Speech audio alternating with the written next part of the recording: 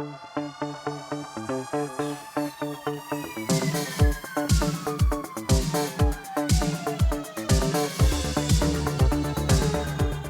up, everyone? This is the Next Take podcast with Mikel and Tanyka. where we have conversations on different topics. So today's episode, we'll be talking about different stuff. What kind of stuff we'll be talking about today, Tanyka? So we're going to be talking about a giant lizard that was found in the UK. We're also going to be talking about a family that's suing Wendy's. And we're also going to talk about an HGTV guy. Not sure if he still has a show anymore. I don't think so. But we're going to be talking about this person who is in some hot water currently. So we're going to be talking about.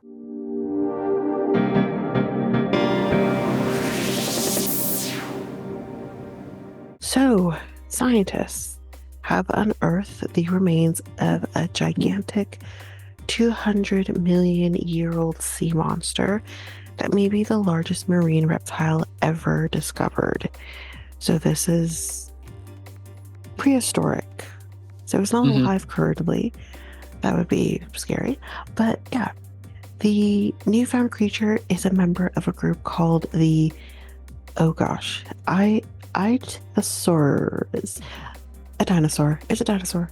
Which were among the dominant sea predators during the Mesozoic era, which was lots and lots of millions of years ago. Like a lot. The newly described species lived during the end of the Triassic period. Again, millions and millions and millions and millions of years ago. Ichthyosaurs, had already attained massive sizes by the early portion of the Mesozoic, but it was not until the late Triassic that the largest species emerged. All I can literally think, based on what they're kind of describing, even the picture, like there is a picture, we'll post it, of what they kind of thought they would have looked like. The picture versus like my memory here is like, I'm thinking Ice Age. I think it was the second Ice Age movie. Remember where they had like these gigantic things in the water that look like huge ass alligators? That's what I'm picturing in my head. And this picture is kind of a cross between like maybe the skin of a whale with the mouth of an alligator, and it's pretty big. Like, whoa, I don't know, man. Anyway, while the Mesozoic is known as the age of the dinosaurs, Ichthyosaurs, whatever, were not themselves actually dinosaurs, which is actually just based on what they think this thing would have looked like. It doesn't look like a typical dinosaur. So, instead, they evolved from another group of reptiles. Their evolutionary path closely mirrors that of whales. I just said that without even remembering that.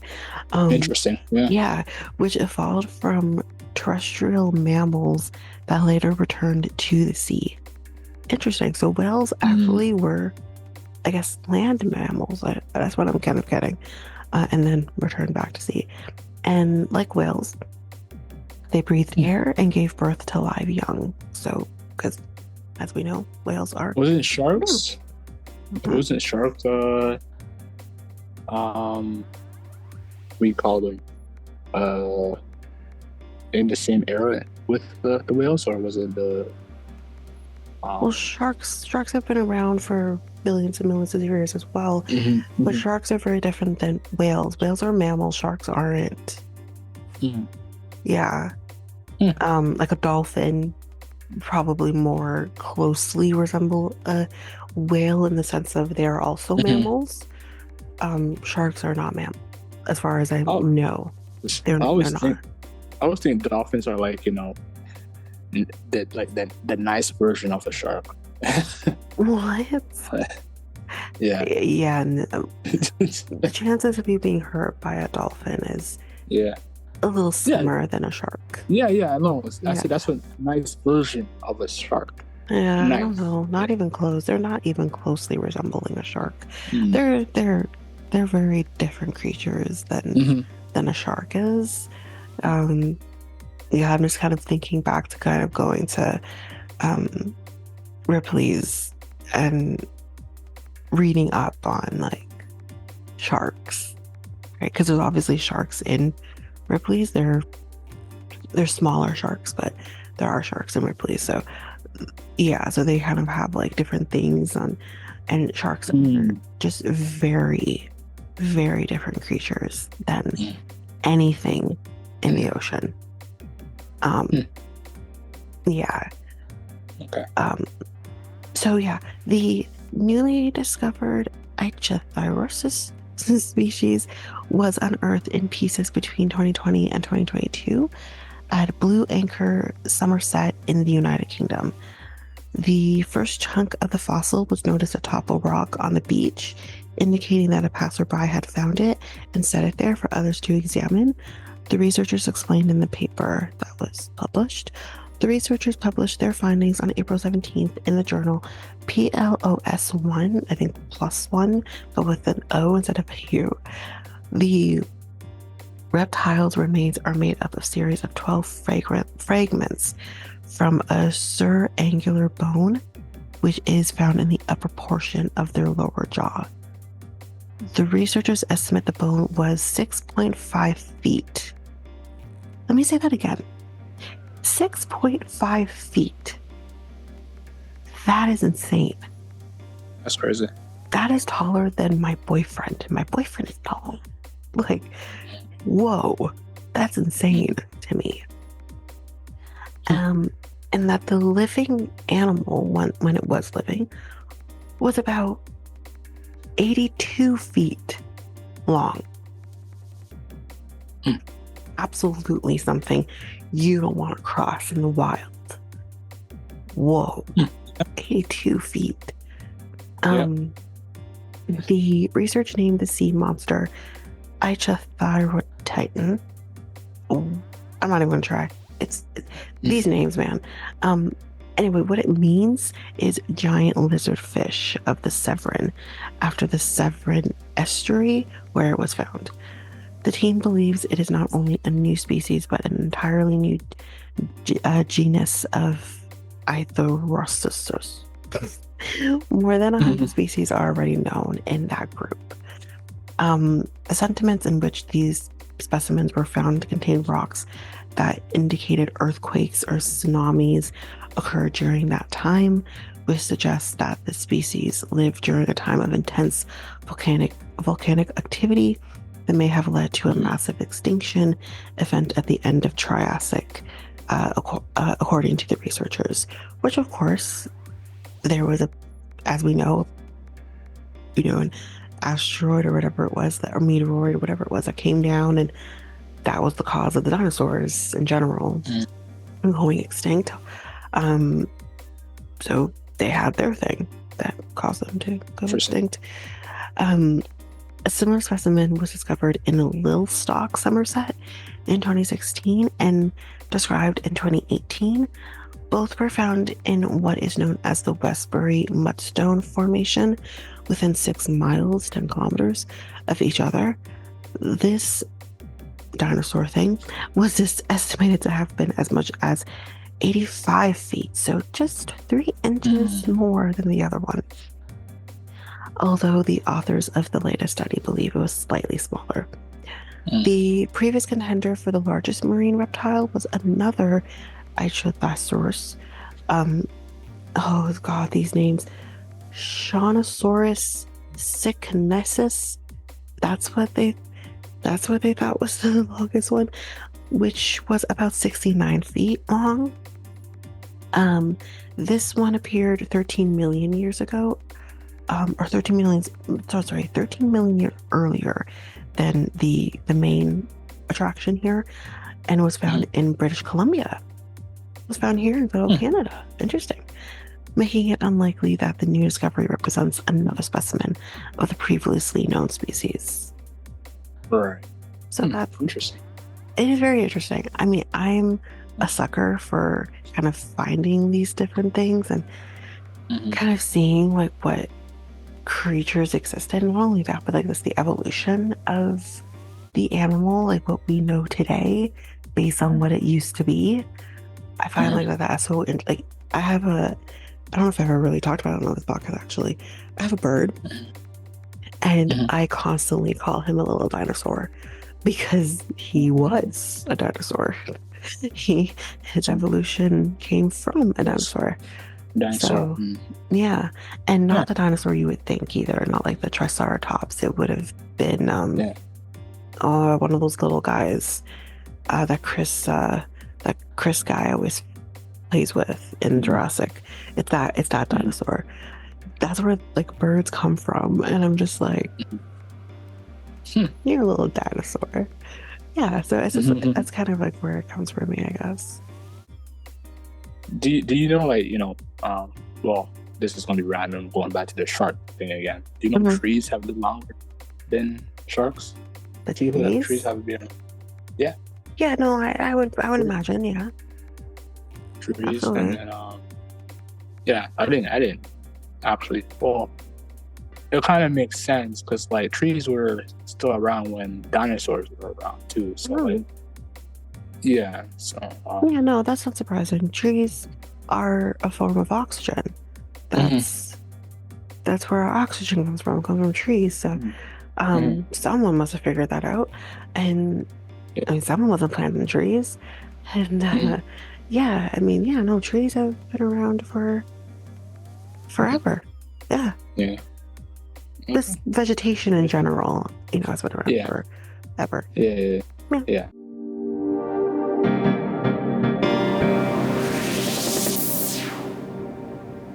What is next on the our topic list of today's episode? So we're going to be talking about a family that is currently suing a Wendy's, or Wendy's in general, probably suing Mhm. the restaurant as well as the corporation. Um, and here's why. So the family of an 11-year-old who was left critically ill eating at Wendy's in Michigan has filed a $20 million lawsuit. So in August of 2022, Aspen Lemfers went to a Wendy's in Jenison after her family treated her following softball practice. So they were celebrating after playing softball. The 11-year-old chose a biggie bag, which I've never heard of. I don't think we have this in Canada. I think this is just in the States, which includes a hamburger, chicken nuggets, and French fries. And this was according to the lawsuit that was filed on April 4th. On Mhm. August 4th, 2022, 3 days after Aspen had that meal, she began to feel sick, experiencing nausea, stomach pain, fever, and diarrhea as per the lawsuit. And her symptoms got a lot worse in the days following, to the point where her mother took Aspen to the hospital after seeing she had blood in her stool. The lawsuit went on to state that Aspen was sent home after being treated but returned to hospital on August 7th after her condition deteriorated. On August 11th, Aspen was transferred to another hospital where she was put on dialysis after being placed in the pediatric ICU. The lawsuit said Aspen was being treated for hemolytic uremic syndrome, a critical complication from STEC, which is a Shiga toxin producing E. coli. Huh. Mhm. She was subsequently diagnosed with stage 3 kidney failure, and this is indicated in the court documents. That wasn't the end of the trouble, though, for her, as the lawsuit claimed she also suffered from facial drooping, weakness on the left side of her body, and numbness. That sounds very much like Bell's palsy, because my mom had Bell's palsy after having me, and it all affected Mhm. the left side of her body, and she had like the drooping. The drooping can happen. I'm not sure if she did have the drooping. Does it does that happen when you're born, or does that happen when you're growing up and I don't know, and here's why. I'm not going to mention her name, but you Yeah. would know her if I said her name.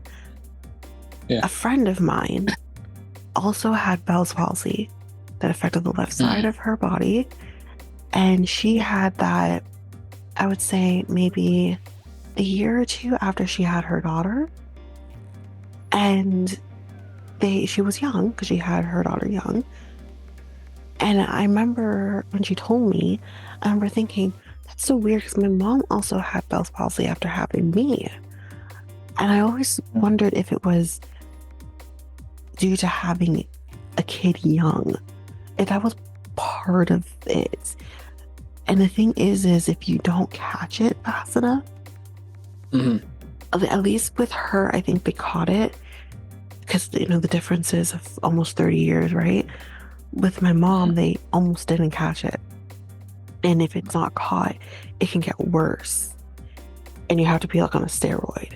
Once you're on the steroid, like you're fine, but you have a certain amount of time between getting it and getting on that steroid before it makes things a lot worse. Right. So yeah, it can get really bad. And my mom is still suffering now in different ways, but a lot of things that she deals with comes from the left side of her body. So it very well could have affected her extremely past that, right? So yeah, that's kind of what it sounds like anyways. After being left critically ill, sorry, go ahead.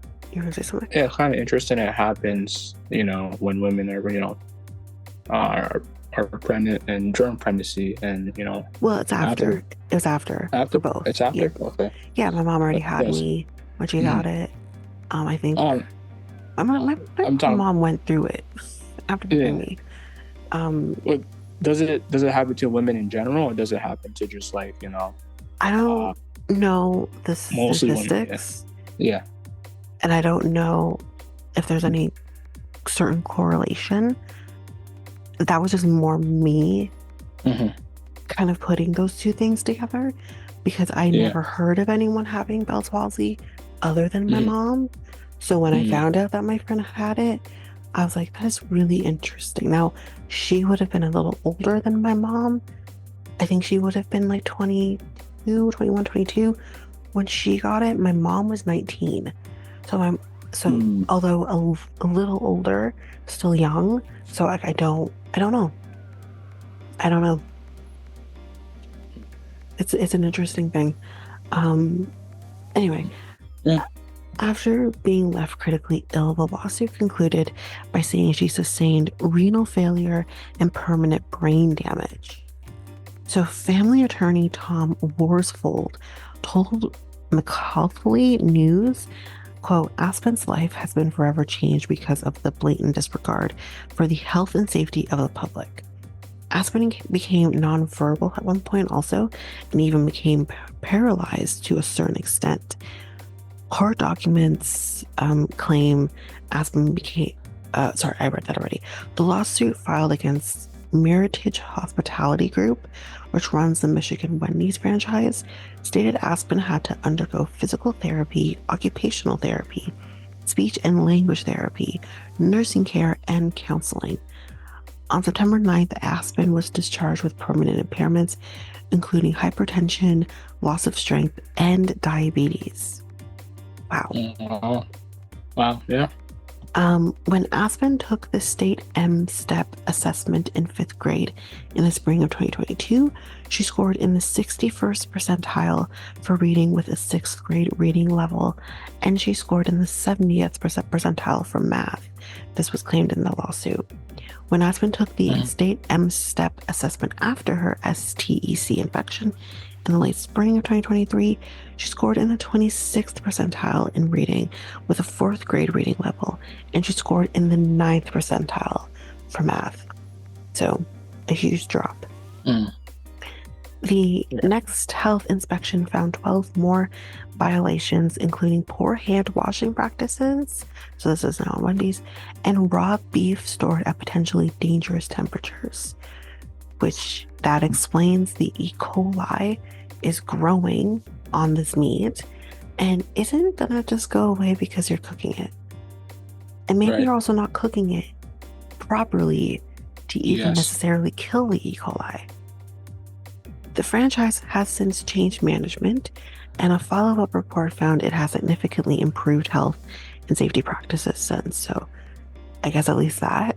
But it definitely seems like Wendy's is definitely liable for what kind of happened here.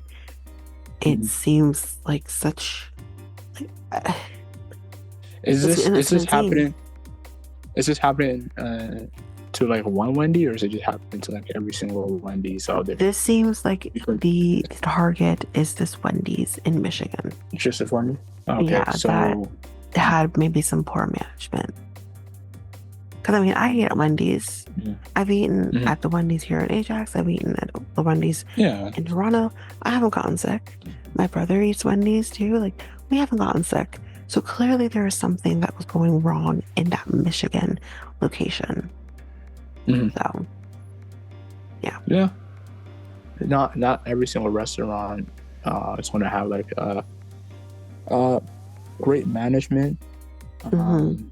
in their restaurants. So like basically, uh, make sure you are doing the proper procedures when it comes to health and safety.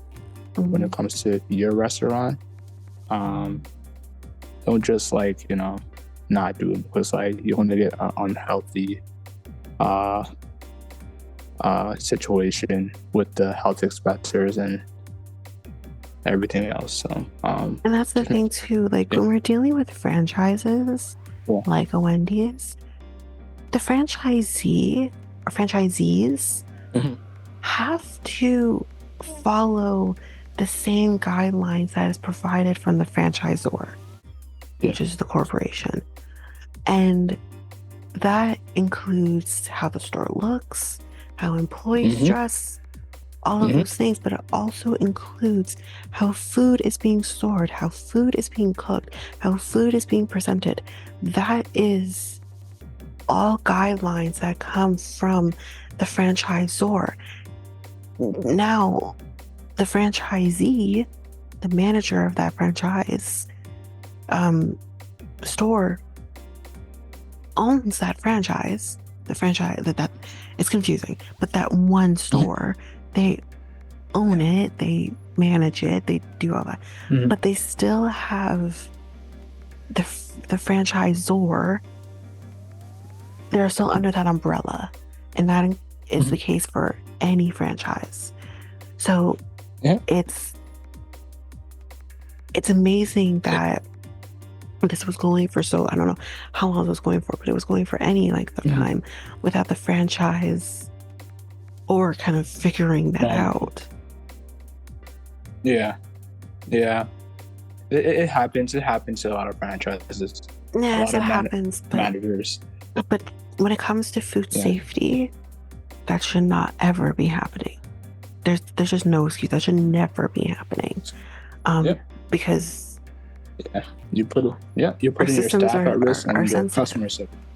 Well, Yeah. more so than anything, I guarantee you, staff ain't touching that food because they know how the food is being handled.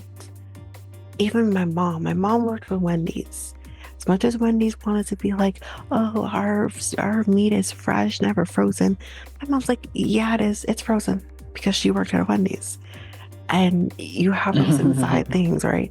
But it's the staff isn't touching that food knowing how it's being taken care of.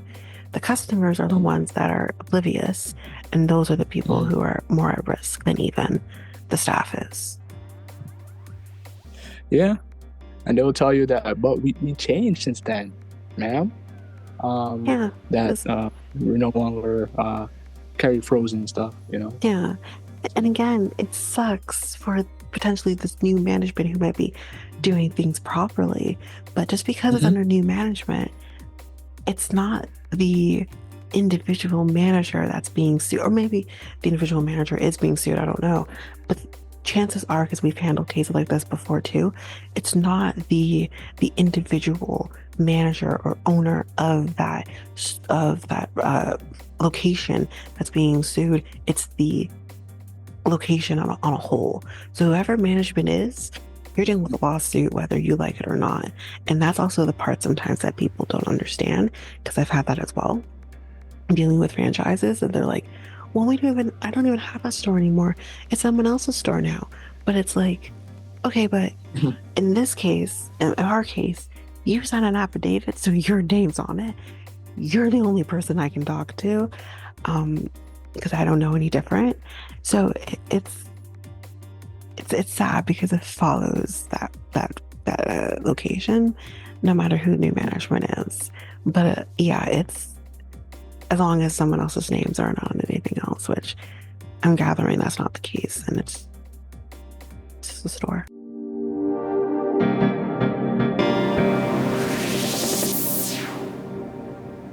Next topic. The next topic, and the last topic. So HGTV. Now this is a show that I've never watched, but I've definitely heard of. So maybe someone else out there who loves HGTV have maybe heard of this. So back when mortgage rates and home prices were more reasonable and manageable, homeowners invested in fixer-upper properties and made them their own. Now, these types of projects aren't as popular nowadays, which is very true. You don't hear about the fixer-uppers anymore, or the flipping or flopping, and you don't hear that as much anymore these days. But because people are streaming on streaming services, not like people don't watch TV. Usually those types of no. shows I mean, come in on. terms of the actual property, not so much the show, the property like itself. Yeah. No, the HGTV is very popular still. It's people still watch it. My mom still watches it all the time. People still watch the HGTV all the time. You would say people in older watch HD? I would disagree. Really? Yeah. You think people in their 20s watch? Yeah.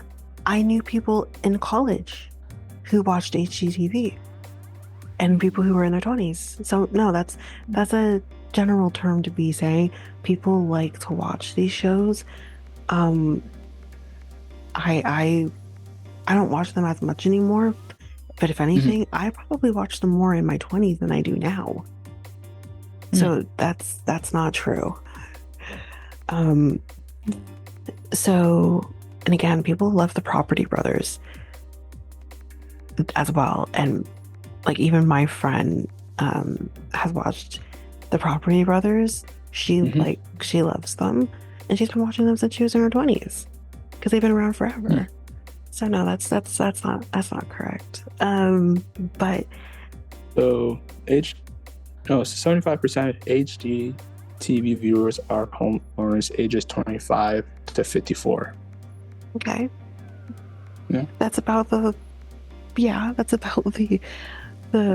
right. But again, that's a lot of people watch HGTV. It's been around for 20 years. I'm just saying. I feel like people who are a little bit older watches, like, between the ages of like 30 and. But you just read a statistic that says told you 25. 25. So your feeling might be one thing, but you just read a statistic that says otherwise. Yeah. Wait, you said college, which is about around right. Right. People 25 to 54. College is 19 to. Isn't college 19 to like 22? But then again, there's no one age in college, because you will have mature students and whatever. The person that I'm thinking of would have been like, he was one of the older ones, so he would have been like early to mid 20s. Okay. Well, and I was watching it as well. Okay. I was watching it as well. And I was younger than him. I was 21, and I was watching HGTV too. So, it's, especially then, this was like 10 years ago or so, HGTV was popular for everybody. So, because people are interested in seeing are watching it for different reasons, whether it's the houses, Yeah, the personalities of the people who come on these shows. yeah, Yeah, so that it's yeah. you'll watch it for different reasons. Education as well, because they might buy a house in the near future. Yeah, you're right. Different stuff that they want to watch some of these shows. I would say not really much of education in terms of buying houses. There's not really much talk on what it means to buy a house. I mean to fix inside a house, like basically, But that's not everyone. how much? That's not everyone's experience, I guess. You do have the person who maybe wants more of a fixer-upper, who wants more of a project. And then you also have the people who want turnkey.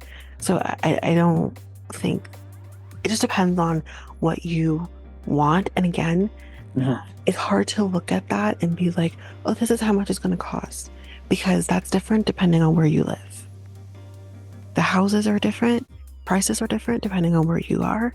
There's some places in the States where I'm like, where does these people live? Because these are not the house prices over here, so that even when it comes to fixing up a house, the prices are going to be different as well depending on where you are.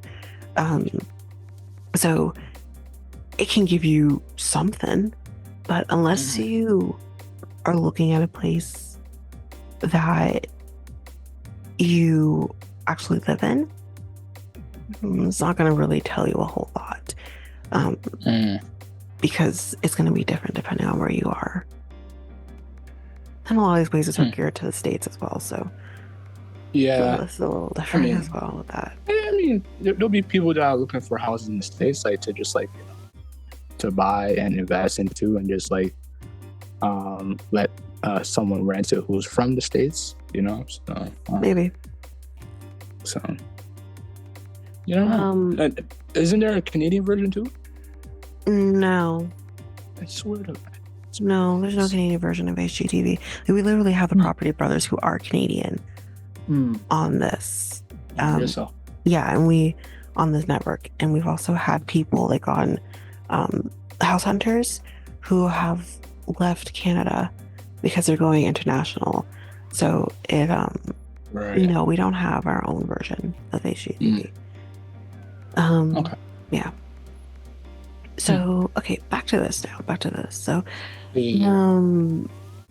so now these types of projects aren't as popular, but in the early to mid 2010s, HGTV shows included shows like Fixer Upper, Love It or List It, which I loved, Flip It to Win It, which I've never heard of, were all on the rage as viewers binge watched these dilapidated homes transform into dream properties. But as it turns out, one former HGTV star's house flipping show was masking major real estate fraud. So so this would have been back, I think, in April. Charles Todd Hill was sentenced to 4 years in jail in order to pay back nearly $10 million to his victims following his conviction. That is nuts. So he's from Los Gatos, California. And he's 58 years old. He was the star of the HGTV show Flip It to Win It, which aired in 2013 and featured him and his team purchasing dilapidated homes and fixing them up, quite similarly to some shows that we already see. He then would sell them for a profit. Quote, some see the huge amount of money in Silicon Valley real estate as a business opportunity, and this was said by Santa Clara County District Attorney Jeff Rosen. He said this in a statement. He continued on to say, others, unfortunately, see it as a criminal opportunity, and we will hold those people strictly accountable. So, if you're curious, what did he do? This is what he did. According to the indictment shared with Fortune, the accusations against Hill happened between 2012 and 2014, so around the time that his show, which only lasted for one season, began. The indictment shows 10 counts of grand theft of personal property exceeding $950,000, 3 counts of embezzlement, and 1 count of diversion of construction funds. Hill could not be reached for comment on this indictment, conviction, or his sentencing. Hill was convicted last year of multiple fraud schemes, including scams that happened before his show aired. This included. So, wait, didn't anyone do a search on this guy before they let him have a show? This included a Ponzi scheme with evidence showing that Hill had spent laundered money on a rented apartment in San Francisco, hotels, vacations, and luxury cars, according to a press release from the Santa Clara County District Attorney's Office. HGTV did not respond to requests for comments either ahead of the publication. Good to know. Quote, to hide the theft, he created false balance sheets and got loans using fraudulent information, according to the district attorney's office. In another case, Hill diverted construction money for personal use. But one of the strangest accounts came from an investor who had poured $250,000 into a property he wanted Hill to remodel. Instead, during a tour of that home, the investor, quote, found it to be a burnt down shell with no work done. Wow. After the district attorney's investigation, Hill was indicted in November of 2019, and in September 2023, he admitted his guilt and was convicted by a plea of grand theft against all of his victims. He'll have to pay restitution of, wait for it, more than $9.4 million. Oh, wow. Yeah, and serve 10 years on probation. Y'all, he's gonna die with that restitution still sitting. This is insane. Victims, that's crazy. I know. Victims who spoke at the hearing said they're still reeling from the financial and professional damages from the fraud, according to the district attorney's office.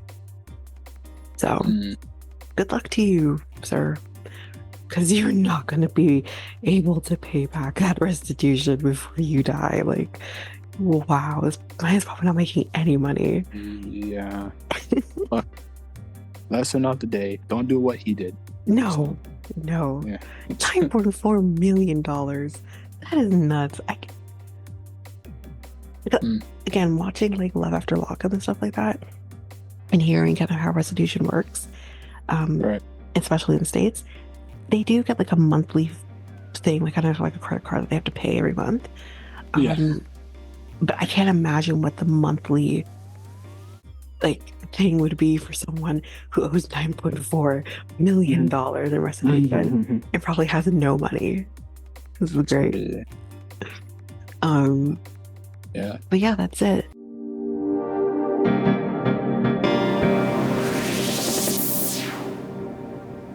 Yeah, so this ends this episode of the Next Tape Podcast. The Next Tape Podcast is available now on all podcast platforms. We also have a website called solo.to/nexttapepodcast.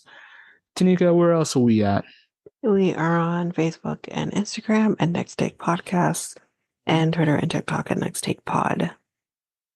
You can contact us on email at mikeltanyka@gmail.com. That is mikeltanyka@gmail.com. So yeah, we talked about 3 topics today. The Wendy's, the what's the last 2 I'm missing here? The huge lizard that was found, the prehistoric lizard, and as well as the HGTV. HGTV. Yeah. Yep. Hopefully you guys enjoyed that.